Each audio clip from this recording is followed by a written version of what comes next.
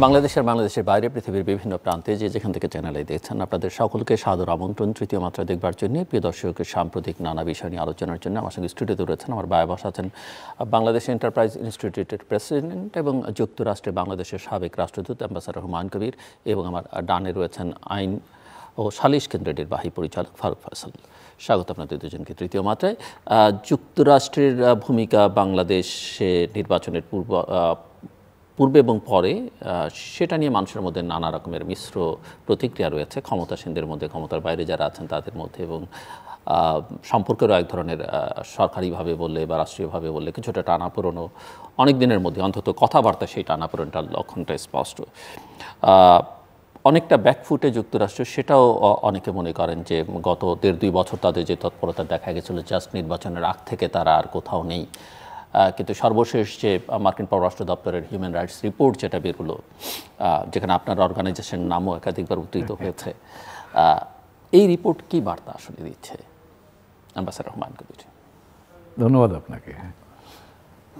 বার্তাটা আমার কাছে পরিষ্কারই মনে হয়, সেটা হলো যে তাদের একটা নীতিগত অবস্থান আছে, সেই অবস্থানটা তারা বারবারই বলছে, কিন্তু তারা কিন্তু কখনো মানে নীতিগত অবস্থান ধরেন নির্বাচনের আগে যে কথাগুলো বলছে, কথা বলার ইন্টেন্সিটিতে তফাৎ হয়েছে, কিন্তু তাদের কথায় কিন্তু তারা কোনো মানে ব্যত্যয় বা পরিবর্তন আমি দেখিনি। যে রিপোর্ট হিউম্যান রাইটস সিচুয়েশনের উপর, তাতেও কিন্তু একই কথাই বলা হচ্ছে।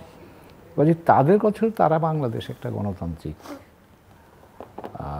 প্রক্রিয়া দেখতে চায়, যার মধ্য দিয়ে মানুষের অধিকার রক্ষিত হবে এবং বাংলাদেশের লং টার্মে বাংলাদেশের যে অগ্রযাত্রাটা টেকসই হবে, সেটাই তারা, সেই বক্তব্যটাই তারা দেয়। এবং আমার ধারণা আপাত দৃষ্টিতে অনেকের কাছে এটা একটু মনোপুত না হলেও বাংলাদেশের নিজের স্বার্থে কিন্তু এই বিষয়টা ভাবা দরকার। কারণ আপনার এখানেই আলোচনা হয়েছে কদিন আগে যে ধরেন বাংলাদেশ কিন্তু আমরা একটা, এটা বলতে পারেন যে খুব একটা ইতিবাচক জায়গা থেকে আমাদের যাত্রাটা শুরু করেছে। আপনি যদি দক্ষিণ এশিয়ার সামাজিক চেহারাটা দেখেন, দক্ষিণ এশিয়ার প্রায় সবগুলো দেশে কিন্তু আপনি যদি এটাকে বলি আমি এইভাবে, যে আপনি ধর্মীয় বৈষম্য পাবেন, আপনি জাতিগত বৈষম্য পাবেন বা জাতিগত বিভেদ পাবেন।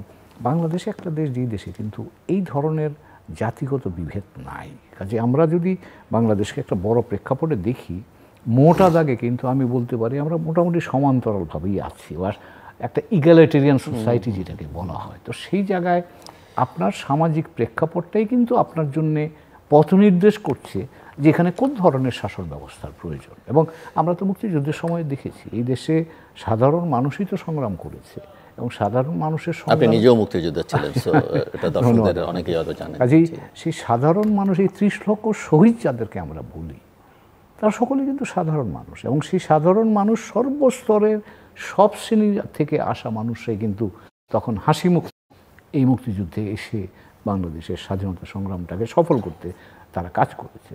তো কাজেই সেই সূত্র থেকেই যদি আমি সামনে যাই, তাহলে আমাদেরকে এমন একটা সমাজ তৈরি করতে হবে যেখানে সকল মানুষের অংশগ্রহণটাকে নিশ্চিত করা যায়।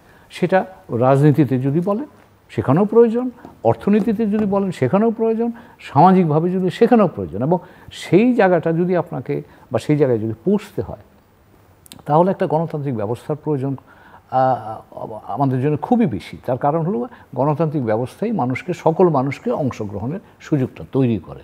এবং ইন এ ওয়ে আপনি যদি দেখবেন, আমার কাছে এটা মনে হয়, যদিও আজকাল এটা নিয়ে ভিন্ন মত আছে বা আমি নিজেও সেই ভিন্ন মতে মানে বলবো যে এটা অনেকাংশে ধারণ করি, সেটা হচ্ছে ধরেন এই যে বাংলাদেশের অগ্রগতি, তার অন্যতম, আমাকে এটা অনেক বাইরের বন্ধুরাও জিজ্ঞেস করে যে তোমরা ড্রাইভ, এই যে অর্থনীতিটা যাচ্ছে সামনে, এটা শক্তিটা কি? আমার কাছে যেটা মনে হয়, আমি অর্থনীতিবিদ নই, কিন্তু স্বাভাবিক বাইরে সাধারণ আমার যে অবজারভেশন থেকে আমি দেখি, বাংলাদেশের প্রত্যেকটা মানুষ কিন্তু কাজ করছে, তাদের একটা প্রত্যাশা আছে সামনে যাওয়ার, ভালো থাকবার একটা দারুণ শক্তি নিয়ে তারা কিন্তু সামনে কাজ করছে। তো এই যে মানুষগুলো কাজ করে আপনার অর্থনীতিকে তৈরি করছে বা সমৃদ্ধ করছে, এখন এখানে কিন্তু তাদের সুযোগটা সমানভাবে হলে আমার ধারণা অর্থনীতির জন্য একটা টেকসই অগ্রযাত্রা তৈরি করা সম্ভব। যদি তা না হয়, এবং সেখানে কিন্তু আমাদের অর্থনীতিবিদরা প্রকাশ্যিত বলছেন সেই কথাটা, যে বৈষম্য যদি তৈরি হয় সমাজে, তাহলে কিন্তু সেখানে আপনার অর্থনীতিকে টেকসই করা যাবে না এবং সেখানে সংকট হবে। এবং এমনকি এখন তো আমরা কোথায় যেন দেখছিলাম পত্রপত্রিকাতে, এই যে গরমের চাপে আছি, এটা তো বলছি এটাও একটা বৈষম্যেরই প্রতিফলন মাত্র। অবশ্যই। তো কাজেই এই জায়গাগুলোতে আমাদের চিন্তার কিন্তু গভীর চিন্তার জায়গা আছে। কাজেই আমি মনে করি যে বাংলাদেশে আমরা এমন একটা সৌভাগ্যবানই যদি বলি, আমাদেরকে এমন একটা দেশ বা এমন একটা জনগোষ্ঠী আমরা পেয়েছি যেটা সবগুলো ইতিবাচক দিক আমাদের আছে, যদি সেই ইতিবাচক বিষয়গুলোকে আমরা সাংগঠনিকভাবে ধরতে পারি এবং সেভাবে যদি আমাদের সমাজ বলেন, অর্থনীতি বলেন, রাজনৈতিক ব্যবস্থা বলেন, এগুলোকে আমরা সাজাতে পারি। এবং এটার অসাধারণ শক্তির দেশ, তো এটা তো বলার অপেক্ষা রাখে না যে যেই দেশটা মুক্তিযুদ্ধের সময় টিকবে কিনা বা মুক্তিযুদ্ধের পরে অর্থনৈতিকভাবে দাঁড়াতে পারবে কিনা এই নিয়ে সারা পৃথিবীতে সংশয় ছিল, সেই দেশটা তো আজকে আমরা মধ্য আয়ের দেশের দিকে যাওয়ার দ্বারপ্রান্তে এসেছি। তো এই অর্জনটা তো কীভাবে, এবং এই অর্জনটাকে যদি আমরা বিশ্লেষণ করি, তাহলে কিন্তু আমি কোথায় যাওয়া উচিত, কিভাবে যাওয়া উচিত, সেই প্রশ্নের জবাব কিন্তু আমরা পেয়ে যাব। তো কাজে সেটা বাইরের লোক বললো কি তাতে কিছু আসে যায় না। বাইরের লোক আমি কি করি তারই তো বিশ্লেষণ করি। তো কাজে আমি যদি সঠিক কাজটা করি, তো বাইরের লোক কী বললো তাতে কিছু আসে যায় না। আমরা যা চাই তাই আলটিমেটলি তাই হবে, এবং সেটাই আমি মনে করি যে সেটাই বাংলাদেশের শক্তি। এবং আমরা নিজেদেরকে খুবই ইতিবাচকভাবে দেখবার একটা জায়গা আছে। এটা মানুষের শক্তির দেশ, পৃথিবীর সব দেশ কিন্তু তা নয়। তো কাজে সেই শক্তিটাকে আমি কেন আমার কাজে লাগাচ্ছি না, বা সেই শক্তিটার ওর ভরসা করে আমি কেন প্রাতিষ্ঠানিক কাঠামোটাকে গড়ে তুলছি না, সেই শক্তির উপর ভরসা করে কেন আমি ভবিষ্যৎটাকে সাজাচ্ছি না। যদি তা না হয়, বৈষম্যমূলক সমাজ হলে, আপনার যদি রাজনৈতিক কাঠামো অংশগ্রহণমূলক না হয়, তাহলে সেটা টেকসই হবে না। আলটিমেটলি আপাত দৃষ্টিতে যাই দেখা যাক আর না যাক। মিস্টার ফারুক ফয়সাল, মার্কিন পররাষ্ট্র দপ্তরের যে মানবাধিকার প্রতিবেদন, সেখানে গণতন্ত্র, নির্বাচন, মানবাধিকার, শ্রম অধিকার হেন কোনো বিষয় নেই বাংলাদেশের। অন্যান্য দেশ সম্পর্ক হয়েছে এবং সেগুলো সবই উল্লেখ আছে, এবং আমি তো আগেই উল্লেখ করলাম যে আপনাদের কথা উল্লেখ আছে। তো আপনি প্রতিবেদনটিকে কীভাবে দেখেন এবং এটি কি বার্তা দিচ্ছে বা এর প্রতিক্রিয়া বাংলাদেশে কি দেখেন? এখন ধরেন পৃথিবী একটা হয়ে গেছে, ফলে আমরা একলা থাকতে পারি না। সবাই নজর দেয়, সবাই দেখে এবং সবাই বলে। সব কথা যে তারা স্বার্থ থেকে বলে তা কিন্তু নয়। আজকে যদি বলি মার্কিন যুক্তরাষ্ট্র নির্বাচন পছন্দ করেনি বলে এই খবর আসছে, তা কিন্তু নয়। আমরা যারা দেশে থাকি তারাও দেখছি দুর্নীতির মাত্রা বলেন, অনিয়মের মাত্রা বলেন, এবং হুমায়ুন ভাই যেটা বললেন যে জনগণের শাসন ব্যবস্থার সাথে কোনো অংশগ্রহণ নাই, সেটা যদি বলেন, সেই সব কিছু আপনি দেখবেন যে নেতিবাচক। আর একটা জিনিস হলো, হুমায়ুন ভাই যেটা বলছিলেন যে এই দেশটা থাকবে কি থাকবে না, টিকবে কি টিকবে না, এগুলো কথা হয়েছে বাংলাদেশ স্বাধীন হওয়ার পরে। কিন্তু বাংলাদেশের মানুষের মধ্যে একটা রেজিলিয়েন্স আছে, একটা টিকে থাকার একটা সামর্থ্য আছে, শক্তি আছে। সবসময় যখন পাকিস্তান আমল ছিল, তখন পাকিস্তানি সরকার আমাদের কিছুই দেখেনি, কিন্তু আমরা টিকে থাকছি, ঠিক আছে। এখনও মানুষ টিকে থাকতেছে, এবং এই যে টিকে থাকার পেছনে প্রায় যে সরকারের দায় দায়িত্ব পালন করেছে তা কিন্তু নয়। এটা দুঃখজনক বাংলাদেশের জন্য। এখন বাংলাদেশের অর্থনৈতিক উন্নয়ন এবং যা হয়েছে, মধ্যম আয়ের দেশে পরিণত হয়েছে, তার পেছনে গার্মেন্ট শিল্পের অবদান আছে, তার পেছনে নারী শ্রমিকদের অবদান আছে, তার পেছনে কৃষকদের অবদান আছে, তার পেছনে সাধারণ মানুষের অবদানের কোনো সীমা নাই। এইটাকেও ডাটা অ্যানালিসিস করে উপাত্ত দিয়ে বলে না, কিন্তু বলা দরকার, তাই না? সেটাই। আর একটা জিনিস আমি যেটা বলতে চাই, সেটা হলো আমেরিকা যে কথা বলছে, আমেরিকা পক্ষপাত দুষ্ট হয়ে বলছে তা নয়। এবং মানুষ যারা মন খারাপ করছে যে আমেরিকা নির্বাচনের আগে যা বলেছে, নির্বাচনের সময় এবং পরে তা বলছে না কেন, মানে ওই যেটা উনি বলছেন যে ইন্টেন্সিটিটা একই রকম নেই। হ্যাঁ, একই রকম নেই। কিন্তু কথা হচ্ছে যে আমেরিকায় বলেন, অন্য কোনো দেশ বলেন, তারা এসে আমার দেশ বদলে দিয়ে যাবে না। আমার দেশ যদি বদলাতে হয়, আমার দেশের লোকেদের বদলাতে হবে। সুশীল সমাজের দায়িত্ব আছে, শিক্ষিত মানুষদের দায়িত্ব আছে। এই সত্য কথা বলতে কি, সরাসরি যদি বলি, এই নির্বাচনের পরে মানুষের রাজনীতির কথা বলেই না। মানুষের রাজনীতির মধ্যে একটা প্রচণ্ড অনীহা আসছে, বিশেষ করে তরুণদের, নারীদের, ছাত্রছাত্রীদের। তাদের মধ্যে কোনো উৎসাহ উদ্দীপনা বলতে কিছু নাই। এটা একটা বিশাল নেতিবাচক দিক আমাদের দেশে এখন এই মুহূর্তে মনে করি, এবং তাতে আমি মনে করি আমেরিকার প্রতিবেদনে এটা সঠিক প্রতিফলনই ঘটেছে, এটা আমার ধারণা। জি, আমরা একটু প্রতিবেশী দেশে বাংলাদেশেও এখন স্থানীয় সরকারের নির্বাচন চলছে, কিন্তু ভারতে এখন লোকসভা নির্বাচন চলছে, এবং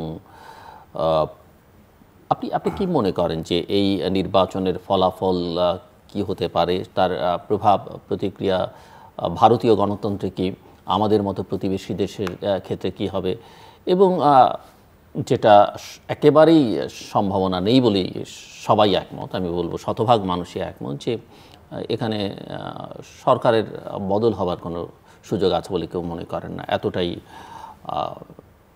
গভীরে চলে গেছে ক্ষমতাসীনরা সেখানে। কিন্তু বিরোধীরাও যে খুব একটা আশার সঞ্চার করতে পেরেছে, বা তারা যদি ক্ষমতা আসে আমাদের মতো দেশের বা আমাদের মতো প্রতিবেশীদের জন্য খুব একটা কল্যাণকর বা সুখকরও যে খুব একটা বেশি কিছু হবে, দুই দলের নির্বাচনী ইশতেহারের তুলনা করলেও সেটি খুব একটা অনেকে মনে করেন না। সো আপনি কি দেখেন? আমি মনে করি এখন যে দুই দলের কথা বলছি, দুই দলই শেষ কথা নয়, এর পরেও কথা হতে পারে, সম্ভাবনা আছে। যে মানুষরা আজকে হতাশ হয়েছে, নিরুৎসাহিত হয়েছে রাজনীতি নিয়ে, নির্বাচন নিয়ে, তাদের মধ্যে কেউ কেউ যে উৎসাহিত হবে না, তারা যে একত্রিত হবে না, তার প্রমাণ হচ্ছে আমাদের পাকিস্তান আমলে 1969 সালে যে আন্দোলন হয়েছে, সেটা কেউ মনে করেনি যে সেটা হবে, ঠিক আছে। এবং তারপরে নির্বাচনে আমরা যে ফলাফল করেছি, আওয়ামী লীগ যেভাবে জিতেছে সেটা, কিন্তু নির্বাচনের পরেই আওয়ামী লীগ ক্ষমতায় আসার পরে ভিয়েতনাম নিয়ে এখানে যেটা হলো সেটাও খেয়াল করতে হবে। ছাত্ররা যখন রাগ করে, যখন খ্যাপে, তখন কিন্তু অনেক কিছু উল্টে পাল্টে যায়। এখন দেশে এখন ছাত্ররা যে আরও রাজনীতি করবে তা মনে হচ্ছে না, কিন্তু মনে হচ্ছে একটা নতুন ধরনের রাজনীতির দরকার আছে বাংলাদেশে। সেইটা দরকার না, সেটা না থাকলে এই বিরোধী দল ধরেন কিছুই নাই এখন, তাই না? সরকার দল এখন একচ্ছত্র আধিপত্য, এবং এটা একটা রাজতন্ত্রে পরিণত হয়েছে এখন। তো এখন আমি মনে করি, একটু আগে আপনাকে বলছিলাম যে রাজতান্ত্রিক দেশগুলোর আগ্রহ আমাদের প্রতি অত্যন্ত বেশি দেখতেছে। ভুটানের রাজা আছে, কাতারের সুলতান আছে, সবাই আছে। এটা একটা ইন্টারেস্টিং লক্ষণ বলে আমি দেখতেছি। কিন্তু আমি মনে করি যে যুক্তরাষ্ট্রের এটা নিজস্ব দায়িত্ব নয় এসে আমাদের পট বদলাতে। আমি তো ভারতীয় নির্বাচনের দিকে, ভারতীয় নির্বাচন নিয়েও আমি বলছি, ভারতের সবই যে আমরা অন্যদের কাছ থেকে শিখি তা নয়, আমাদের কাছ থেকে অন্যরা শেখে। ভারতের এটা একটা ভালো উদাহরণ যে আমাদের কাছ থেকে ওরা শিখেছে। তবে বিজেপির খুবই যে আশাপ্রদ ফল হবে সেরকম আমার কাছে মনে হচ্ছে না এখন। এবং আপনি দেখেন মালদ্বীপে পরিষ্কার বলা হচ্ছে চীনের সমর্থিত সরকার এসছে, তাই না? এখন ভারতেও আজকে যে সাম্প্রদায়িকতা যে ক্ষমতাসীনরা ছড়াচ্ছে, এটার যে অশুভ একটা স্বয়ং প্রধানমন্ত্রী এবং যে কথা বলছেন সেটার প্রভাব কিন্তু বাংলাদেশেও পড়বে, কেন বাংলাদেশ মুসলমান প্রধান দেশ। ভারত দুনিয়ার মধ্যে মুসলমানদের প্রাধান্যের একটি দেশ, সেখানে যখন একটি দেশের প্রধানমন্ত্রী এরকম কথা বলেন, এটা এখন কংগ্রেসকেই দোষারোপ করুন আর যাকেই দোষারোপ করুন, কিন্তু আপনার যে কোনো ধর্মের মানুষই আপনি যদি প্রধানমন্ত্রী হন, তিনি এবং তারা আপনার দেশের নাগরিক, এবং তাদের সম্পর্কে আপনি যখন একটা মন্তব্য করেন বেফাঁস, সেটার ফলাফল আপনাকে নিতেই হবে এবং তার ফলাফল আসবে বলে আমার ধারণা। ধন্যবাদ আপনাকে। আমি দুইটা ফ্রেমে জিনিসটাকে চিন্তা করছি। একটা ফ্রেম হলো যে প্রচলিত ফ্রেম, আপনি যেটা বললেন যে বিজেপি বা বিজেপির নেতৃত্বে এনডিএ ফেরত ক্ষমতায় আবার আসবে, এখন 400 এবং তারা 400 আসন তৃতীয়বারের মতো ক্ষমতায় পাবে, এরকম কথাবার্তা হচ্ছে। তো এটা প্রচলিত ধারণা এবং সেটাই মনে হয় সেই দিকে যেতে পারে। একটু কাউন্টার ইনটুইটিভ আইডিয়া আমি যদি বলি, আমি তখন কাঠমান্ডুতে 2004 সালে কথা বলছি। শাইনিং ইন্ডিয়ার কথা মনে আছে আপনাদের? শাইনিং ইন্ডিয়া তখন বিজেপি সরকার, তখনও ক্ষমতায় কিন্তু বাজপেয়ী। তখন আমরা ওখানে আমি দেখছি কি হচ্ছে না হচ্ছে। তখন একটা সিনড্রোম আমার কাছে মনে হয়েছিল। আমি 11টার সময় আমরা অফিসার্স আমরা নিজেরা বসি আলোচনা করবার জন্য ওই সময়। তো সবাই বলছে, স্যার কী হচ্ছে ইন্ডিয়াতে? আমি বললাম যে দেখো, আমার কাছে একটা ট্রেন কিন্তু কেমন জানি লাগছে। বলে কীরকম? ওই যে ভোটার উপস্থিতি কম মনে হচ্ছে আমার কাছে। তো এতই যদি ভোটাররা উত্তেজিত হয়, এতই যদি তারা শাইনিং মানে অ্যাটিটিউড বা দৃষ্টিভঙ্গি নিয়ে থাকে, তাহলে তো তারা ঝাঁপিয়ে পড়ার কথা, কিন্তু ঝাঁপাচ্ছে না তো। এবং দেখেন 2004 সালে কিন্তু পরিবর্তন হয়ে গেল, মানুষ পরিবর্তন, প্রচলিত ধারণার বিপক্ষে গিয়ে মানুষ কিন্তু পরিবর্তন করে দিল। গত ফার্স্ট রাউন্ডে যে নির্বাচনটা হয়ে গেল, তাতে কিন্তু উত্তরপ্রদেশের মতো জায়গায়, যেখানে একেবারে আদিত্যনাথ উনি কিন্তু মুখ্যমন্ত্রী, এবং ওখানে কিন্তু বেশ প্রচণ্ড চাপ আছে। এই গত কয়েকদিনে যে রিপোর্টগুলো দেখছি, তাতে দেখা যাচ্ছে যে যারা মেজরিটি, তারা ধরেই নিয়েছে যে বিজেপি আসবে। তো বিজেপি যেহেতু আসবেই, আমার কি করার আছে, এমনিতে আসবে। এবং ওখানে স্ট্যাটিস্টিক্স বলছে ওখানকার বুথ থেকে 30% মেজরিটি কমিউনিটি ভোট কাস্ট হয়েছে, মাইনরিটি কমিউনিটি ভোট কাস্ট হয়েছে 70%। এবং আপনি এবার উনি যে কথাটা বললেন, প্রধানমন্ত্রী মোদির বক্তব্যটা কিন্তু আমার কাছে মনে হচ্ছে যে এইখান থেকে, এই ফার্স্ট রাউন্ড অফ থেকে মানে নির্বাচন থেকে তিনি কি কোনো বার্তা পাচ্ছেন, যে বার্তাটাকে তাকে চিন্তিত করছে, অ্যারোগেন্ট করে দেবে। এবং যেই চিন্তার কারণেই তিনি এখন এমন একটা কথা বলছেন, যে কথা দিয়ে তিনি চেষ্টা করছেন মেজরিটি কমিউনিটিকে অর্গানাইজ করার জন্য বা তাদেরকে আরেকটু উৎসাহিত করার জন্য। আমরা এখন জানি না, আমি জাস্ট বাইরে থেকে দেখা সেই অর্থে বলছি। তো কাজেই ভারতে ধরেন তখনও শাইনিং ইন্ডিয়া দেখেছি, এখনও কিন্তু আপনি 5 ট্রিলিয়ন ডলার ইকোনমির কথা বলা হচ্ছে, বৈশ্বিক ক্ষমতা একটা শক্তি হিসাবে ভারতের উত্থানটাকে প্রজেক্ট করা হচ্ছে। কিন্তু ভেতরে যদি দেখেন কর্মসংস্থানের অবস্থাটা কীরকম, সাধারণ মানুষের জীবনযাত্রা কোথায়, ভারতের মানুষ স্বস্তি বোধ করছে সবাই, তখন এই বিষয়গুলো কিন্তু নির্বাচনের জন্যে আমি যখন আমার ক্ষমতাটা প্রয়োগ করি একজন ভোটার হিসাবে, তখন কিন্তু মানুষ আমি কী ভাবি তার প্রতিফলনটাই ঘটে। তো কাজেই ধারণা দুটোই আছে। প্রচলিত ধারণায় যে 400 সিট, 400 না হলেও কাছাকাছি বা এখন যা আছে তার কাছাকাছি থাকবে। আবার কিন্তু আরেকটা ধারণা যেটা বললাম আমি, যে 2004 সালের অভিজ্ঞতাও কিন্তু, যখন ভোট মানুষ যখন হতাশ হয় বা ভোট পার্সেন্টে বা কাস্টিং যখন কম হয়, তখন কিন্তু এটা চিন্তা এমনিতে সাধারণভাবে সবাই ধারণা করেছে, আপনারা দুজনেই বলছেন যে উল্টোটাও হতে পারে, মানে উড়িয়ে দেওয়া যায় না, উড়িয়ে দেওয়া যায় না। কিন্তু আমরা ধরেই নিই যদি বিজেপি ক্ষমতায় থাকে, আরও শক্তিমান হয়ে বা কিছুটা শক্তি ক্ষয় করেও যদি ক্ষমতায় থাকে, তার নীতি বা একেবারেই যদি অভাবিতভাবে বিরোধীরা ক্ষমতায় টেনে টেনে চলে আসে, বাংলাদেশ নীতিতে কোনো নিকট ভবিষ্যতে কোনো রকমের পরিবর্তনের আমি দেখছি না। এবং দেখছি না কীরকম বলি আপনাকে, আজকে আস্তে আস্তে গাড়িতে পড়ছিলাম, আমরা জাপানের সাথে এফটিএ করবার কথাবার্তা বলছি। ভারতের কাটস বলে একটা অর্গানাইজেশন আছে যারা ট্রেড রিলেটেড ম্যাটার নিয়ে গবেষণা করে, তারা বলছে জাপানের সাথে যদি বাংলাদেশ ফ্রি ট্রেড এগ্রিমেন্ট করে, আমরা ক্ষতিগ্রস্ত হয়ে যেতে পারি। তার কারণ হচ্ছে ভারতের অনেক প্রোডাক্ট যেগুলো আসে, সেটা যদি জাপানও ফ্রি মার্কেট ডিউটি ফ্রি পায় বাংলাদেশে, তাহলে প্রতিদ্বন্দ্বিতায় ভারতীয় পণ্য কিন্তু এখানে হেরে যাবে, হেরে যেতে পারে। এবং সেই কারণে তারা কিন্তু কনসার্নড। এবং কনসার্নটা কিন্তু আপনি বলতে, এটা রাজনীতি নয়, এটা কিন্তু অর্থনীতি।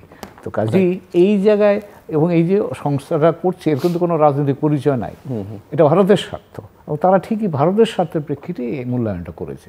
তো কাজেই আমার ধারণা, বাংলাদেশে ভারতের কিছু মৌলিক স্বার্থ আছে, যে মৌলিক স্বার্থের জায়গায় ভারতের যে দলই ক্ষমতায় থাকুক, তারা যেমন খুব একটা পরিবর্তনে যেতে পারবে না, নুয়ান্স হয়তো থাকবে, ল্যাঙ্গুয়েজে হয়তো পরিবর্তন হবে, কিছু ফান্ডামেন্টালসগুলো খুব বদলাবার সুযোগ নাই। একইভাবে কিন্তু আমাদের জন্য কিন্তু সেই একই কথা মোটামুটি প্রযোজ্য হয়। কারণ আমরা মানে পারস্পরিকতা যখন বাড়তে থাকে, গভীর হতে থাকে, তখন আপনি বলতে পারবেন অনেক কথাই, কিন্তু বাস্তব আপনাকে সেই কথা বাস্তবায়নের ক্ষেত্রে সবসময় যে সহায়ক হবে তা নয়। কিন্তু আমি দুটো এক্সাম্পল দেবো আপনাকে। 1991 সালে বিএনপি সরকার এসে আমাদের অভ্যন্তরীণ প্রয়োজনে মার্কেট ওপেন করলো, মনে আছে কিনা? তার বেনিফিটটা পেয়েছে কিন্তু ভারত, কারণ আমি তখন কলকাতায় কাজ করি। আপনার মার্কেট ওপেন হয়েছে, ভারত আপনার নিকট প্রতিবেশী, সস্তায় জিনিস আসবার সুযোগ আছে, একদিনের মধ্যে মাল চলে আসছে। ভারত সবচেয়ে বেশি বেনিফিশিয়ার হয়েছে, সরকারটা কিন্তু বিএনপি, তো খেয়াল করবেন। তো কাজে আপনি এইরকম অনেক দৃষ্টান্তই দেওয়া যাবে। এবং এর মূল কথাটা হচ্ছে যে আমরা যখন পারস্পরিকভাবে একে অপরের সাথে সংযুক্ত গভীরভাবে, তখন এটা নীতিগত অবস্থানের খুব পরিবর্তনের সম্ভাবনা থাকে না। সেটা যে দুই দিকেই যে দলই ক্ষমতায় আসুক হয়তো একটু নুয়ান্স থাকে, বাট এখনকার পরিবর্তিত বাস্তবতায় আমার ধারণা ভারতে কংগ্রেস আসুক কি বিজেপি আসুক কিচ্ছু যায় আসে না। খুব একটা পরিবর্তন হবে না। মনে করছি। মিস্টার ফারুক ফয়সাল, কারো ধারণা যে বিজেপি যদি ল্যান্ডস্লাইড ভিক্টরি এবার হয়ে যায় তাহলে তারা আনুষ্ঠানিকভাবে ইন্ডিয়া, এখন তো তারা ইন্ডিয়ার বলতে চায় না, ভারতই বলতে চায়, ভারতকে হিন্দু রাষ্ট্রে আনুষ্ঠানিকভাবে নিয়ে যাওয়ার একটা প্রয়াস চালাবে। আপনি কি মনে করেন? তাই সম্ভাবনা আছে, যথেষ্ট সম্ভাবনা আছে। এবং এই মোদি সাহেবের এই মন্তব্য তারই প্রমাণ যে এটা তাদের চিন্তায় আছে, এটা তাদের ভাবনায় আছে। তো এইটা তো শুরু থেকেই চলছে। এটা বিজেপির এই যে লক্ষ্য, সেই লক্ষ্য তো পরিষ্কার, সেই লক্ষ্য তো কোনো অপরিষ্কার নয়। সবসময় বলে না, এটা ঠিক, যখন ঝামেলায় পড়ে তখন বলে না, কিন্তু এটা লক্ষ্য আছে এবং এটা হওয়ার কোনো যে সম্ভাবনা একদমই নাই আমি তা বলতে পারি না। কিন্তু সমস্যার আর একটা অসুবিধা আছে, আমি যেটা বললাম একটু আগে, যে ভারত মুসলমান সংখ্যাপ্রধান দেশগুলোর মধ্যে অন্যতম, one of the largest population of Muslim community ওই দেশে। ফলে ওখানে কিছু করা, সেটা যেমন ওই ভারতেও প্রভাব ফেলবে, সেটা আমাদের এখানে প্রভাব ফেলবে, সেটা পাকিস্তানে প্রভাব ফেলবে এবং রিয়াকশনও হবে। এই প্রভাব বলতে আমি শুধু যে প্রভাব হবে এটা এরকম তা বলছি না, বলছি রিয়াকশনও হবে। সেটা ব্যাপারে আমার ধারণা বিজেপি অনেকটা সাবধান হয়েছে মাঝখানে, কিন্তু এখন আবার যখন দেখছে যে তাদের সম্ভাবনা অত উজ্জ্বল, ওই একটাই পুঁজি, হ্যাঁ একটাই পুঁজি, ওটাতে আবার ফিরে যাওয়ার চেষ্টা করছে। এবং এই যে যদি ফিরে যায় তাহলে দুঃখজনক হবে। অ্যাম্বাসাডর হুমায়ুন কবির, এখানে আমি একটু শুনতে তাত্ত্বিক শোনাবে, কিন্তু কথাটা বলতেই হয়। সেটা হচ্ছে যে দেখবেন আপনি যে দেশগুলো, তাত্ত্বিক কথা আপনি তো বলবার রাইট রাখেন, কারণ আপনি রাষ্ট্রবিজ্ঞানের শিক্ষক ছিলেন, আপনাকে বিশ্ববিদ্যালয়ের পলিটিক্যাল সায়েন্সের শিক্ষক ছিলেন। পৃথিবীতে যে দেশগুলো মেজরিটেরিয়ানিজম পলিটিক্স বা মেজরিটেরিয়ানিজম নীতি নিয়ে অতিমাত্রায় উৎসাহী হয়েছে, তাদের জন্য কিন্তু বিপদ এসছে। আমাদের বয়সে আমরা দেখেছি ইউগোস্লাভিয়া মডেল কান্ট্রি হিসেবে মনে করা হতো, এবং আমাদের মুক্তিযুদ্ধের সময় আমাদের খুবই মানে একটা শক্তিশালী সমর্থক দেশ ছিল। দেশটা কোথায় এখন? আমি মানে শিক্ষণীয় বিষয় হিসেবে বলছি, সার্বিয়ানসরা তারা মেজরিটি, সার্বিয়ানসরা যখন মাইনরিটির উপর চাপ দেওয়া শুরু করলো তখন কিন্তু দেশটা থাকেনি। তো কাজেই উনি যে কথাটা বললেন, আপনি কতটা পরিমাণে মানে এই মেজরিটেরিয়ানিজমের গেম খেলবেন এ ব্যাপারে কিন্তু সাবধান হওয়া দরকার। তা না হলে কিন্তু বিপদের আশঙ্কা থাকবে। এবং একটা এক্সাম্পল একটা না, আমি একটা দিলাম, আরও আছে কিন্তু এরকম।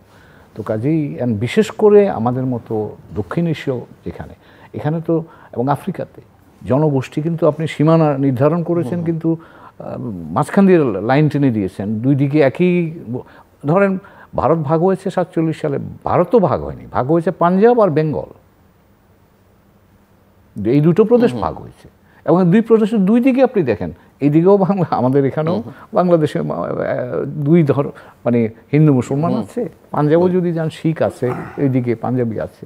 তো কাজেই এই জিনিসগুলোর ব্যাপার আমি মনে করি আমাদের ইতিহাস, আমাদের ভৌগোলিক বাস্তবতা, আমাদের সামাজিক বাস্তবতার আলোকে এই বিষয়গুলো যেন আমরা মনে রাখি।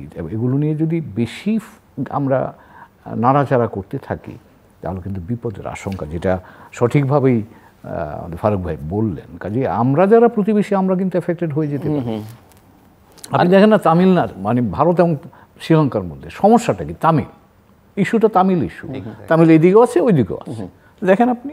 তো কাজে এই জন্যেই মানে এটা একটা আমি মনে করি যে ঠিক আছে, একটা দেশের জনগোষ্ঠী যাদেরকে চাইবে তারাই ক্ষমতায় থাকবে, কিন্তু এই ইস্যুগুলোকে এমনভাবে নাড়াচাড়া না করা উচিত যাতে করে আপনার ব্যবস্থাটা ক্ষতিগ্রস্ত হওয়ার আশঙ্কা থাকে। আরেকটা ইস্যু যেটা বাংলাদেশের অভ্যন্তরীণ রাজনৈতিক ইস্যুতে আলোচনার মধ্যে আসে, ইউএসএ এবং ইন্ডিয়ার সম্পর্কের যে কেমিস্ট্রি সেটা, এবং অনেকেই মনে করে যে বাংলাদেশের গণতান্ত্রিক প্রক্রিয়া যে দুর্বল থাকছে বা শক্তিশালী হতে পারছে না, তার পেছনে ভারত আছে। এবং ইউএসএ এবার মিত্ররা এখানে ডেমোক্রেসিকে প্রমোট করবার জন্য 1.5-2 বছর যথেষ্ট তৎপরতা চালিয়েছে। শেষ পর্যন্ত তারা পিছুটান দিয়েছে বা খানিকটা থমকে দাঁড়িয়েছে, যেভাবেই আমরা বলি না কেন, সেটাও ভারতের ইনফ্লুয়েন্সের কারণে। এবং ভারত খুব প্রকাশ্যেই বলেছে যে তারা চায় না এই অঞ্চলে যুক্তরাষ্ট্র যেটা করছে সেটা আঞ্চলিকতা, মানে আঞ্চলিক স্থিতিশীলতা বিনষ্ট করতে পারে, এটা তাদের একটা বক্তব্য ছিল। কিন্তু এবং অভ্যন্তরীণ রাজনৈতিক বিষয়ে হস্তক্ষেপটা পছন্দ করছে না, যদিও বাংলাদেশের জনগণের একটা বড় অংশের অভিযোগ ভারতের বিরুদ্ধে যে তারা এখানে অভ্যন্তরীণ রাজনীতিতে হস্তক্ষেপ করে।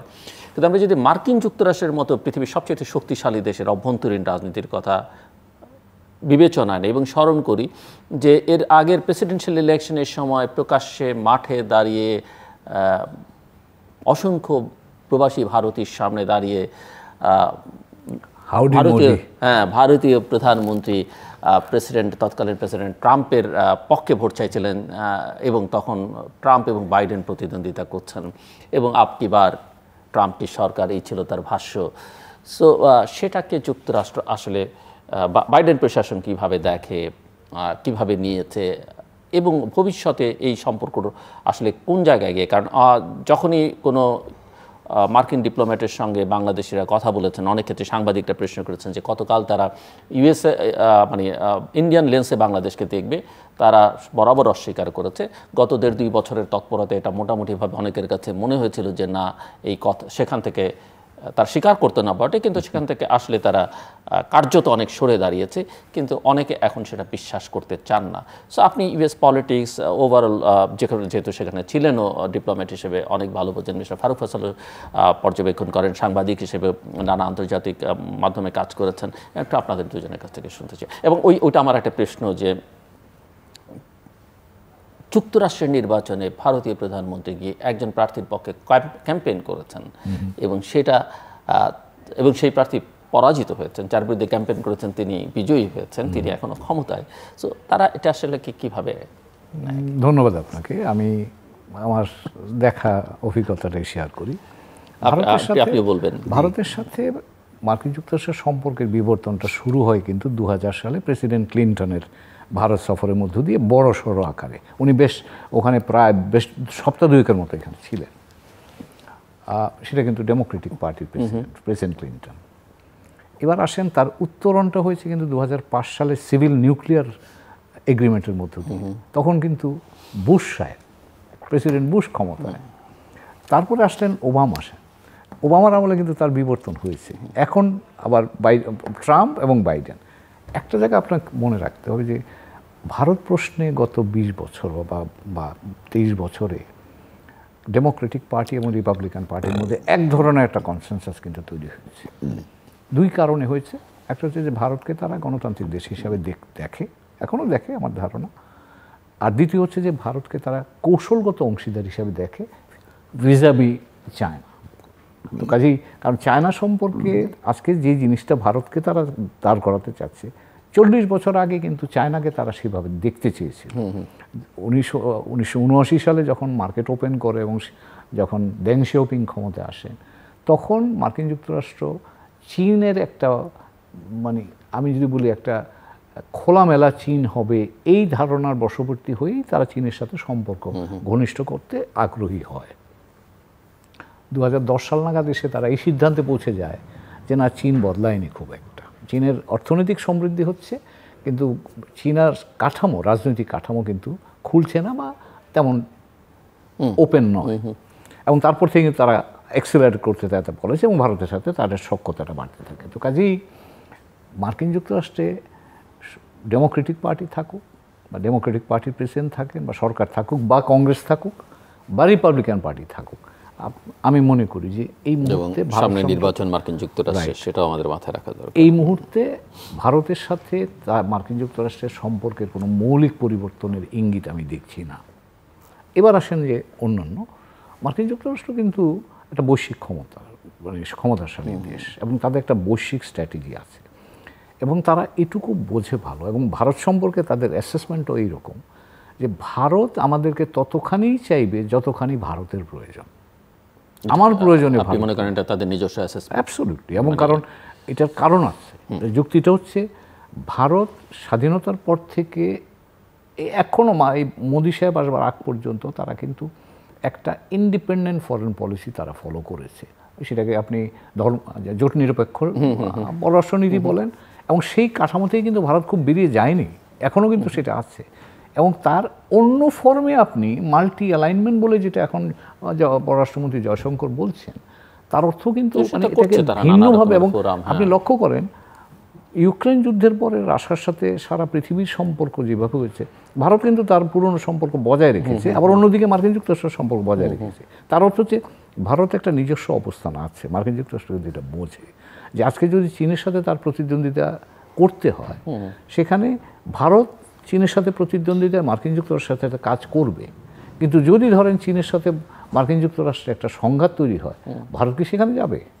আমার মনে হয় না সে ব্যাপারে মার্কিন যুক্তরাষ্ট্র এখনো নিশ্চিত। তার কাছে এই জায়গাটার ভিত্তিতে তারা কাজটা করছে। এবার আপনি আমাদের ক্ষেত্রে বলেন, একটা সময় ছিল ধরেন যখন 2001 সালের পর থেকে সন্ত্রাস বিরোধী কর্মকাণ্ড যখন হয়েছে, আফগানিস্তান ইস্যু যখন বেশ শক্তিশালী মার্কিন ভূমিকার মার্কিন দৃষ্টিভঙ্গির মধ্যে বড় ভূমিকা পালন করছে, তখন এই অঞ্চলে ভারতকে মার্কিন যুক্তরাষ্ট্র দেখেছে এই দেশগুলোতে মোটামুটি ভারত এগুলো দেখভাল করে রাখুক। আমার ধারণা গত 15 বছরে এই ধারণার পরিবর্তন হয়েছে, কারণ ভারতের অভ্যন্তরেও কিন্তু অনেক পরিবর্তন হচ্ছে, এবং মার্কিন যুক্তরাষ্ট্র যে সেটা অনুধাবন করছে না তা নয়, কিন্তু কারণ ভারতের বর্তমান রাজনীতির ইম্প্যাক্ট কিন্তু অন্য দেশগুলোর উপর পড়বে। এবং ভারত একটা ধর্মনিরপেক্ষ দেশ হিসেবে যেটুকু ক্ষমতা অন্যের কাছে গ্রহণযোগ্যতা থাকতো, আজকে যদি একটা হিন্দু ধর্ম ভিত্তিক একটা রাষ্ট্র তৈরি হয়, সেখানে যে তার আবেদন অন্য জায়গায় কমবে, এটা মার্কিন যুক্তরাষ্ট্র না বুঝবার কথা না। এবং সেই প্রেক্ষাপটেই আমার ধারণা গত কয়েক বছর ধরে মার্কিন যুক্তরাষ্ট্র ইন্ডিপেন্ডেন্ট রিলেশনশিপ করার চেষ্টা করছে। পেরিফেরি দেশগুলো, নেপাল বলুন, নেপালকে কিন্তু তারা বেশ নেপালের সাথে বেশ জোরালো সম্পর্ক করছে, শ্রীলঙ্কার সাথে করছে, মালদ্বীপের সাথে তারা আলাদা সম্পর্ক করছে, বাংলাদেশের সাথেও করছে, পাকিস্তানের সাথে তো আগে ছিল, এখনও আছে। তো কাজেই এখানে ভারতের অভ্যন্তরীণ চেহারা সেটাও কিন্তু একটা উপাদান হিসাবে কাজ করবে মার্কিন যুক্তরাষ্ট্রের সাথে অন্যান্য দেশগুলো, দক্ষিণ এশিয়ার দেশগুলোর সম্পর্ক, অথবা চীনের সাথে অন্যান্য দেশগুলোর সম্পর্ক কেমন হবে। তো কাজেই যেহেতু ভারত এখানে দক্ষিণ এশিয়ার সেন্ট্রাল পাওয়ার, 70% তো ভারত এবং প্রধান অর্থনীতির দেশ, কাজেই তার একটা প্রভাব ইতিবাচক নেতিবাচক দুইভাবেই যাবে। এবং এর প্রতিফলন কিন্তু আপনি মার্কিন যুক্তরাষ্ট্রের সাথে তাদের সম্পর্ক অথবা চীনের সাথে তাদের সম্পর্ক, দুই ক্ষেত্রে কিন্তু সেটা ভূমিকা পালন করবে। যেটা একটু আগে বলছিলাম, মালদ্বীপে আমরা দেখেছি, আমরা সাম্প্রতিককালে নেপালেও কিন্তু দেখছি। নেপালে কিন্তু সরকার ভেঙে গেছে, নেপালি কংগ্রেস সরকার যদিও প্রচণ্ড ক্ষমতায় আছেন, কিন্তু তিনি কংগ্রেসকে বাদ দিয়ে এখন ইউএমএলকে অর্থাৎ বামপন্থীদের সাথেই সরকার গঠন করছেন। তো কাজেই এই জিনিসটা আমাদের বুঝতে হবে যে ভারত নিজের স্বার্থেই, আমি মনে করি, অন্যান্য দেশগুলোর সাথে সহযোগিতাপূর্ণ সম্পর্ক এবং তার অভ্যন্তরীণ কাঠামোটা যতখানি গ্রহণযোগ্যতার মধ্যে রাখতে পারবে, তার উপরে নির্ভর করবে ভারত কতটা গ্রহণযোগ্য ভূমিকা এই অঞ্চলে পালন করতে পারবে এবং অন্য দেশগুলোর সাথে তাদের এই দেশগুলো কীরকম সম্পর্ক হবে। জি, মিস্টার ফারুক হোসেন। আমি আপনার সাথে একমত, এবং আমি যেটা মনে করি সেটা হলো যে ভারতের সঙ্গে মার্কিন যুক্তরাষ্ট্র সম্পর্ক কেমন রাখবে সেটা মার্কিন যুক্তরাষ্ট্রই যে শুধু নির্ধারণ করে তা নয়। আর মার্কিন যুক্তরাষ্ট্রে আপনি রাষ্ট্রদূত ছিলেন ওই দেশে, আমি ছিলাম, কাজ করেছি সংবাদপত্রে। সেখানে কিন্তু যে দলই ক্ষমতায় থাক, ডেমোক্রেটিকই থাক আর রিপাবলিকই থাক, ঠিক আছে, কিন্তু নীতি তৈরির ব্যাপারে ওদের কিন্তু কোনো তফাৎ নাই, কোনো রকমই তফাৎ নাই, সেটা খেয়াল রাখতে হবে। এখন যুক্তরাষ্ট্র যেহেতু এরকম একটা স্টেবল অবজারভেশন টাওয়ারের উপর বসে থাকে এবং অন্যান্য দেশ কীভাবে নড়াচড়া করছে তার উপরে নির্ভর করে যে এই সম্পর্কটা কোথায় গিয়ে দাঁড়াবে। ফলে এখন আমরা এই মুহূর্তে বলতে পারি না যে আগামীকালও ভারতের সাথে যুক্তরাষ্ট্রের সম্পর্ক এইরকমই থাকবে, তা নাও থাকতে পারে, ঠিক আছে। এটা একটা প্রশ্ন। দ্বিতীয় প্রশ্ন যেটা আমি বলছি, যেটা আমরা ভুলে যাই সাধারণত, আপনি যেটা পরিষ্কার বলেছেন যে দুইটা অংশ ভাগ হয়েছে 47 সালে, পাঞ্জাব আর বাংলা, ঠিক আছে। আর এই ডুরান লাইন ইত্যাদি ইত্যাদি, কাশ্মীর নিয়ে গোলমাল, এটা কিন্তু আফগানিস্তানেও প্রভাব বিস্তার করে। আমি যেহেতু আফগানিস্তানে কাজ করেছি অনেক দিন, আমি দেখেছি পশতুন ছাড়া তালিবান এবং আল কায়দা আর কোনো গোত্রের লোকেরা নাই আফগানিস্তানে। এটা একটা অদ্ভুত জিনিস। এবং অন্য যারা, তারা কেউ তালেবান নয়, আমি অন্তত জানিনি অথবা দেখিনি। কিন্তু পশতুনরা আবার দুই পারেই থাকে আমাদের মতন, এই পারেও থাকে, ওপারে ছিটমহলের মতো অবস্থা, ডুরান লাইনের এপারেও থাকে, ওপারেও থাকে। এই পরিস্থিতি যদি চলতে থাকে, তাহলে কখন যে কোথায় কি বদলে যাবে, এইটা আজকে পরিষ্কার করে বলার সময় এখনো আসেনি বলে আমি মনে করি। এবং মার্কিন যুক্তরাষ্ট্রের সাথে চীনের সম্পর্ক কি ভারতের সম্পর্ক কোথায় দাঁড়াবে, সেটাও একটা লক্ষণীয় বিষয়। এবং দক্ষিণ এশিয়ায় অন্যান্য দেশের সাথেও ভারতের সম্পর্ক নষ্ট হওয়ার পথে। মালদ্বীপের সাথে সম্পর্ক ভালো না, শ্রীলঙ্কার সাথে সম্পর্ক ভালো না এখন, তো এরকম তো হচ্ছে। এবং আফগানিস্তানে যখন তালেবানরা ক্ষমতায় ছিল না, তখন ভারত অত্যন্ত প্রভাবশালী ছিল আফগানিস্তানে। সমস্ত ইউএনডিপির কাজ, অন্যান্য কাজ, সব কাজ তারাই করতো। কিন্তু এখন আর ওই পরিস্থিতি নাই। পরিস্থিতি বদলে যেতে সময় লাগে না। এইটা হচ্ছে আমার আশঙ্কা। মধ্যপ্রাচ্য পরিস্থিতি আপনি কীভাবে দেখছেন? ইসরায়েল গাজা সম্প্রতি যুক্ত হয়েছে ইরান এবং ইসরায়েলের মধ্যকার সমস্যা, এবং তার প্রভাব আমাদের মধ্যে। আমাদের প্রধানমন্ত্রী ইতিমধ্যেই মধ্যপ্রাচ্য সফর বাতিল করেছেন, দুটি সফর বাতিল করেছেন তিনি, মধ্যপ্রাচ্যের এবং আফ্রিকার। হ্যাঁ, আমি যেভাবে দেখি সেটা আমি মুসলমান কি মুসলমান নয় এই হিসেবে দেখি না। ফিলিস্তিনিরা মুসলমান বলে আমার অত্যন্ত আগ্রহ, তা কিন্তু নয়। আমার আগ্রহটা হচ্ছে একটা অমানবিক কাণ্ড চলছে, এটা মানবিক একটা বিপর্যয় চলছে, এবং একটি দেশ এমনই ক্ষমতাবান, যা ইচ্ছা তাই করতে পারে। ফলে যা ইচ্ছা তাই করতে দেয়া যায় না, করতে পারে না। তাহলে পৃথিবীর অন্যান্য দেশগুলোর আর কোনো দায়িত্ব থাকে না। আমাদের প্রধানমন্ত্রীও এটা করতে একটু সময় লাগছে, ইউক্রেন নিয়েও করতে একটু সময় লাগছে। কিন্তু আমাদের এটা সময় লাগছে কেন? সময় লাগছে এই কারণে যে তাকেও চতুর্দিক দেখতে হয়েছে। দেখার পরে দেশের মানুষের মনোভাবতাকে বিবেচনায় আনতে হয়েছে। এই কারণে আমি মনে করি এই জিনিসটা যা ঘটছে এখন প্যালেস্টাইনে, একটা অসম্ভব, অন্যায্য এবং অন্যায় একটা ঘটনা ঘটছে। এবং এটা আমি মনে করি প্রত্যেকটা দেশের, প্রত্যেকটা মানুষের প্রতিবাদ করা উচিত। তাই হচ্ছে, ইসরায়েলেও প্রতিবাদ হচ্ছে। ইসরায়েলের মানুষরাও কিন্তু এটা চায় না, ইসরায়েলের মানুষরাও এটা চাচ্ছে না। এবং আজকে ইরান বলছে আমি এখান থেকে সবগুলা আমি সামাল দেব। হয়তো দিতে পারবে, হয়তো পারবে না, আমি জানি না। কিন্তু কথা হচ্ছে সামাল দেওয়ার জন্য এগিয়ে আসতে হবে। আজকে জর্ডান বিপদে পড়ছে, আমি বললাম। কাতার খেলছে, তাও আমরা বললাম। তখন নানা রকম খেলা একসাথে চলছে, কিন্তু এটার একটা স্থায়ী বন্দোবস্ত হতে হবে, এটা শেষ করতে হবে। এটা দীর্ঘদিন হলো আমরা এটা নিয়ে একটা বিস্ফোরার মতো আমাদের মানবিক বিপর্যয়ের মধ্যে আমরা আছি। এটা হচ্ছে আমার দৃষ্টিভঙ্গি, এটা বলে। ফারুক ভাই অনেক কথাই বলে ফেলেছেন, তবে উনি শেষ যেটা করলেন সেটা, এটা শুরুটা তো এই পর্যায়ে শুরুটা হচ্ছে 7ই অক্টোবর, গত বছর 7ই অক্টোবর যখন হামাস ইসরায়েলের ভেতরে ঢুকলো গিয়ে। এর একটা প্রেক্ষাপটটা আমাদের বুঝতে হবে। এবং উনি যেটা বলছেন যে এটা কিন্তু 7ই অক্টোবরের যুদ্ধ নয়। প্যালেস্টাইনিরা গত 75 বছর ধরে যুদ্ধ করছে। তারা তাদের ন্যায্য অধিকারটা প্রতিষ্ঠা করার জন্যে তারা যুদ্ধ করছে, এবং সেই অধিকারটা থেকে তাদেরকে বঞ্চিত করা হয়েছে বিভিন্নভাবে। সেই ইতিহাসে গেলাম না, কিন্তু আমি একটু আগে যাই যে এই 7ই অক্টোবর কেন হলো, যেটা আজকে গত 7 মাস ধরে একটা হত্যাযজ্ঞ, আপনি একটা ধ্বংসযজ্ঞের মধ্যে যাচ্ছে, একটা গণহত্যা চলছে। 7ই অক্টোবর কারণটা হচ্ছে ইসরায়েলের আর হামাস কেন এই অ্যাকশানে গেল। আপনারা যদি লক্ষ্য করেন যে গত ট্রাম্প প্রশাসনের সময় আব্রাহাম অ্যাকর্ড বলে একটা অ্যাকর্ড করা হয়েছিল, এবং গত বছর আমার মনে পড়ে, গত বছর জাতিসংঘে গিয়ে নেতানিয়াহু ওই জেনারেল অ্যাসেম্বলিতে বক্তৃতা করার সময় একটা এরকম কাগজ ধরে তিনি এরকম কলম দিয়ে দেখাচ্ছিলেন বোর্ডের মধ্যে যে ইসরায়েলের সাথে রিয়াদের সম্পর্ক হবে, ইসরায়েলের সাথে বাহরাইনের সম্পর্ক হবে, ইসরায়েলের সাথে ইউএর সম্পর্ক হবে। এটাই তো সম্পর্কের ভিত্তি। তার অর্থ হচ্ছে তিনি প্যালেস্টাইন জনগণের অধিকার মুছে দিতে চাচ্ছিলেন, এবং সেই মুছে দেওয়ার প্রয়াসটা থেকে প্যালেস্টাইনকে বা এই ইস্যুটাকে তুলে এনে আবার পৃথিবীর সামনে হাজির করবার জন্যই কিন্তু এই হামাস 7ই অক্টোবরের প্রয়াস। এখন এর মধ্যে দিয়ে কী হয়েছে, অনেকগুলো রেড লাইন কিন্তু মধ্যপ্রাচ্যে যে রেড লাইনগুলো বা আত্মপ্রসাদ যদি বলি আমি, সে জায়গাগুলো ভেঙে গেছে। কিন্তু ইসরায়েলের ধারণা ছিল, এবং এই পত্রপত্রিকা আর সেগুলো আমরা দেখি, ইসরায়েল কিন্তু জানতো যে প্যালেস্টাইনিরা হামাস কিছু একটা করার চেষ্টা করছে, ইনফরমেশন ছিল, কিন্তু তাদের ধারণা ছিল যে এরা এসব খেলাধুলা করছে, কি হবে। এবং ইসরায়েলের সিকিউরিটি, যিনি ডিফেন্স সিকিউরিটি, তিনি পদত্যাগ করেছেন। সেই প্রেক্ষাপটে এই বিষয়গুলো আবারও এসছে। তো ইসরায়েল ইনপ্রেগনেবল, ইসরায়েল দুর্ভেদ্য।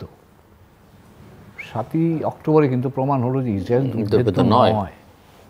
এবং সেটা কিন্তু এই যে নেতানিয়াহু সাহেব এখন যুদ্ধটাকে চালিয়ে যেতে চাচ্ছেন, তার কারণও এটাই যে যতদিন যুদ্ধ চলবে ততদিন তিনি ক্ষমতায় থাকবেন। কারণ তিনি তো দুর্ভেদ্য রাখতে পারেননি, এই প্রশ্নের জবাব কিন্তু তাকে দিতে হবে। সেই কারণেই তিনি যুদ্ধ চালিয়ে যেতে চাচ্ছেন, যে কোনো মূল্যে। মানুষ মরুক, 34,000 মানুষ ইতিমধ্যে মারা গেছে, এবং তার 2/3 নারী এবং শিশু। তো ইসরায়েলের দুর্ভেদ্য ইসরায়েল আর নাই, ভেঙে গেছে। কিন্তু এবার ইসরায়েল জানে যে এই যুদ্ধ শেষ করতে পারছে না, সেই কারণে সেই যুদ্ধটাকে সম্প্রসারিত করার জন্য ইরানের কনসুলেট উপর হামলা করলো গিয়ে আপনার সিরিয়াতে। উদ্দেশ্য হচ্ছে মার্কিন যুক্তরাষ্ট্রকে টেনে আনা এর মধ্যে। কারণ তাইলে যেটা হবে যে তার এক ঢিলে 2 পাখি মারবে, একদিকে হামাসকে শেষ করবে, অন্যদিকে ইরানকেই একমাত্র প্রতিদ্বন্দ্বী বলে মনে করে কিন্তু তার বিরুদ্ধে আমেরিকাকে লাগিয়ে ইরানকে ধ্বংস করবে। কিন্তু আমার ধারণা সেই খেলাটা পারেনি করতে, এবং ফলে দেখেন ইরান মিসাইল মেরেছে, আবার ইসরায়েল মেরেছে। এর মধ্যে কি হলো, তাদের মধ্যে যেটাকে বলা হয়, আমরা বলি মানে এক ধরনের দাঁতাত বলি, বা এক ধরনের তাদের ব্যালেন্স যেটাকে, সেই ব্যালেন্সটা কিন্তু নষ্ট হয়ে গেছে। এখন ইসরায়েল আর ওই যে ভালনারেবিলিটি, একবার তার দুর্ভেদ্য অবস্থা ভেঙেছে, এবার তাকে যদি মার্কিন যুক্তরাষ্ট্র, জর্ডান, ব্রিটিশ, ফ্রেঞ্চরা যদি না রক্ষা করতো, তাহলে এবার কিন্তু আরও একটা বিপদ গেল। তো কাজে এর মধ্য দিয়ে ইসরায়েলের দুর্ভেদ্য যে চেহারাটা ছিল, সেটা কিন্তু ক্ষতিগ্রস্ত হয়েছে সিরিয়াসলি। এবং এখন ইরানেরও ভালনারেবিলিটিটা প্রকাশিত হয়েছে, যে তার ইরানের ভেতরে একটা শহরে গিয়ে ওখান তার একটা, যদিও বলছি ইরান যে এটা ড্রোন, কিন্তু এখন রিপোর্ট বেরোচ্ছে যে ওটা একটা এন্টি এয়ারক্রাফট মিসাইল ব্যাটারির মধ্যে হিট করেছে। তো যাই হোক, এখন মধ্যপ্রাচ্যটা কিন্তু এখন সাংঘাতিক বারুদের উপর দাঁড়িয়ে আছে বলে আমার মনে হয়। হামাসকে শেষ করা যাবে কিনা আমি জানি না। আর ইসরায়েল আমার মনে হয় এই স্ট্র্যাটেজি কাজ করবে না, তার কারণ হামাস তো একটা খালি সামরিক সংগঠন নয়, এটা একটা মানুষের সংগঠন, সমাজের সংগঠন। এবং আপনি যদি লক্ষ্য করেন, আমার ধারণা যদি এই অত্যাচার চলতে থাকে, তাহলে এই প্যালেস্টাইনে মানুষের সমর্থন পিএলও থেকে সরে গিয়ে হামাসের দিকে যেতে পারে, এবং সেটা কিন্তু মোর রেডিক্যাল সিচুয়েশন তৈরি করবে। তো কাজেই আমরা একটা অনিশ্চিত অবস্থার মধ্যে এখানে বিশ্বজুড়ে যুক্তরাষ্ট্রের যে ভাবমূর্তি, সেটা আসলে কোথায় গিয়ে দাঁড়াচ্ছে, এবং অভ্যন্তরীণ রাজনীতির সামনে তার নির্বাচন, এটা কি ধরনের প্রভাব ফেলতে পারে বলে আপনি মনে করেন? দুইটা রিস্ক মার্কিন যুক্তরাষ্ট্রের জন্য। একটা হচ্ছে মার্কিন যুক্তরাষ্ট্র যে বক্তব্য নিয়ে বিশ্বের কাছে দাঁড়িয়েছে ইউক্রেনকে রক্ষার জন্য, ঠিক সে বক্তব্যের বিপরীত জায়গায় দাঁড়িয়ে গেছে হামাস বা প্যালেস্টাইন ইস্যুতে, এবং তাতে করে তার ভাবমূর্তি কিন্তু প্রচণ্ডভাবে ক্ষতিগ্রস্ত হচ্ছে মার্কিন যুক্তরাষ্ট্রে। এবার আসেন আপনি অভ্যন্তরীণ রাজনীতিতে, ডেমোক্রেটিক পার্টির শক্তির ভিত্তি হচ্ছে তরুণ প্রজন্ম, এখন যারা নতুন প্রজন্ম, এবং মুসলিম জনগোষ্ঠী। এবং এই মিশিগান, যেগুলি বলা হয় যে সুইং স্টেট, তার মধ্যে মিশিগান আছে, উইসকনসিন আছে, পেনসিলভেনিয়া আছে, ফ্লোরিডা আছে, এখানে কিন্তু মুসলিম জনগোষ্ঠী আছে। এবং আপনি ইতিমধ্যে জানেন বাইডেন সাহেবের এই প্রাইমারিতে কিন্তু তারা নিউট্রাল, তারা কোনো ভোট দেয়নি কিন্তু। তো কাজেই যদি এটা চলতে থাকে, এবং যদি সেখানে গণহত্যা প্যালেস্টাইন বা গাজায় চলতে থাকে, তার একটা ডাইরেক্ট ইম্প্যাক্ট কিন্তু মার্কিন প্রেসিডেন্টের নির্বাচনের উপর আসবে। এবং সেটা কিভাবে প্লে আউট করবে এখন আমরা জানি না। কারণ চেষ্টা করছেন বাইডেন সাহেব বা ডেমোক্রেটিক পার্টি ওদেরকে ভেতরে আবার নিয়ে আসবার জন্য, কিন্তু সেই চেষ্টা সফল এখনও হয়নি। তার কারণ বিভিন্ন ক্যাম্পাসে, কলম্বিয়া ইউনিভার্সিটি সহ বিভিন্ন ক্যাম্পাসে কিন্তু লোকজন বসে গেছে। তো কাজেই এটা কিন্তু আমার ধারণা ডেমোক্রেটিক পার্টির জন্য একটা বড় ধরনের, এবং ফরচুনেটলি আর আনফরচুনেটলি হ্যাঁ প্রায় $27 বিলিয়ন কিন্তু ইসরায়েলের জন্য, এর মধ্যে $9 বিলিয়ন অবশ্য হিউম্যানিটেরিয়ান আছে। তো কাজেই এটাও কিন্তু আবার এই জনগোষ্ঠীকে বা বাইরের পৃথিবীকে একটু নেতিবাচক জায়গায় নিয়ে গেছে, যে এই মুহূর্তে এটা করা দরকার ছিল। অবশ্য মার্কিন রাজনীতির প্রেক্ষাপটে ইউক্রেনে আপনি যে $60 বিলিয়ন যে সহায়তা মার্কিন যুক্তরাষ্ট্র এখন দেবে, সেই বিল কোনোদিনই পাশ হতো না যদি ইসরায়েলের এটা যদি না থাকতো, কারণ বাই দিস টাইম মনে হয়েছিল যে তারা টায়ার্ড হয়ে যাচ্ছে। তো কাজে সেই জায়গায় অভ্যন্তরীণ রাজনীতির কারণেই এই $95 বিলিয়ন ফরেন এইড বিলটা তাদেরকে পাশ করতে হয়েছে। আজকেই বোধহয় প্রেসিডেন্ট সই করে দেবেন, এটা কালকে থেকে হয়তো কাজে লেগে যাবে।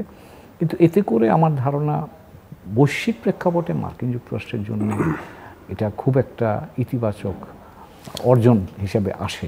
ইউক্রেন ওয়ারের কি ভবিষ্যৎ শেষ পর্যন্ত কোথায় গিয়ে দাঁড়াবে বলে মনে হয়? এবং মনে হয়েছিল যে যেটা আমি বলছিলাম যে একটু টায়ার্ড হয়ে গেছে সবাই, গোটে তার মিত্ররা, কিন্তু সেটা আবার খানিকটা চাঙ্গা হলো মধ্যপ্রাচ্য পরিস্থিতির কারণে। হ্যাঁ, কিন্তু হুমায়ুন ভাই আমার সাথে একমত হবেন কিনা জানি না, আমি মনে করি ইউক্রেনের সমস্যার সমাধান হতে সময়টা একটু দীর্ঘ হবে, চট করে এটার সমাধান হচ্ছে না, এটা একটা। আর দ্বিতীয় কথা, আমি একটা লাইন বলতে চাই ইসরায়েল সম্পর্কে, যে আমাদের এই ভ্রান্ত ধারণা থাকা উচিত নয় ইসরায়েল দেশটা একটা সন্ত্রাসী দেশ। কারণ ইসরায়েলের এত মানুষ আছে যারা শান্তি চায়, এবং একটা কথা প্রচলিত আছে যে মার্কিন যুক্তরাষ্ট্রে ইহুদিদের লবি অত্যন্ত স্ট্রং বলে আমেরিকান সরকার এটা করে।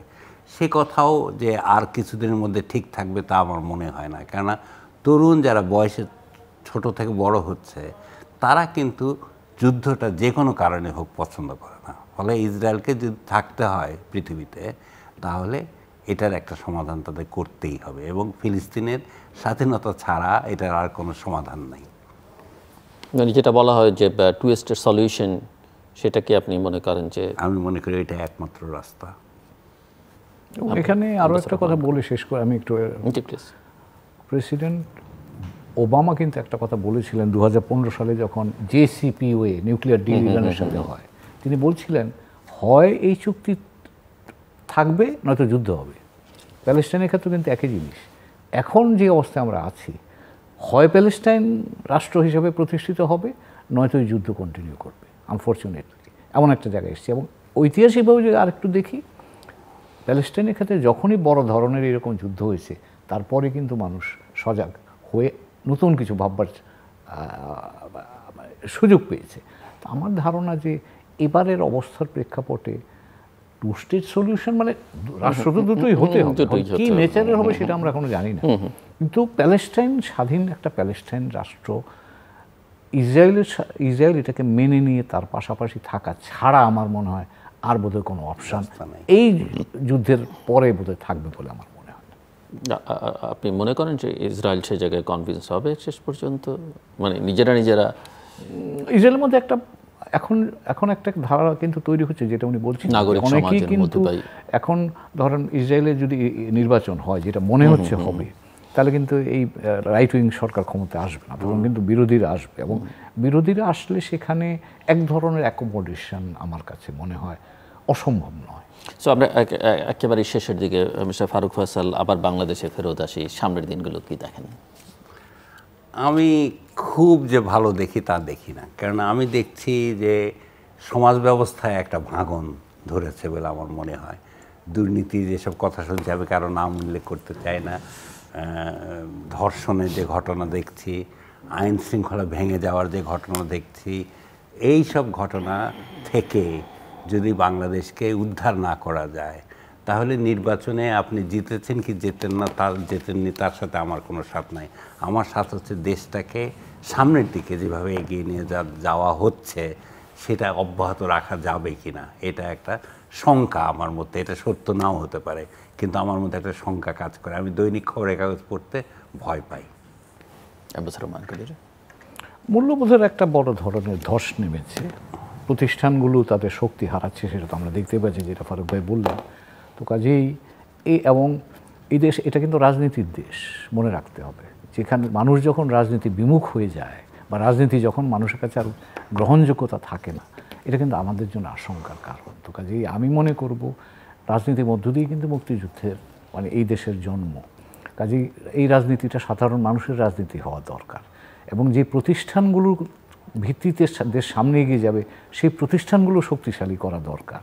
এবং যেটা শেষ কথা বলবো যে একটা মূল্যবোধ যেটাকে আমি বলি যে আজকে আমরা বৈশ্বিক, যেটা যে ফারুক ভাই বলছিলেন, আমরা তো সকলের সাথে সংযুক্ত, কাজে আমাকে আমার মর্যাদা নিয়ে সকলের সাথে কাজ করার মতো যে মূল্যবোধ সেটা চর্চা হওয়া দরকার। এবং নতুন প্রজন্মের দেশ কিন্তু, আমরা তো এখন যাওয়ার সময়, এই নতুন প্রজন্মকে বৈশ্বিক চিন্তাধারা এবং বৈশ্বিক সংযুক্তিতে থাকবার মতো ভাবনা এবং সক্ষমতা দিয়ে যদি তৈরি করতে পারি তাহলে আমি মনে করি যে আমাদের শঙ্কার পরেও বাংলাদেশে একটা সম্ভাবনা থাকবে।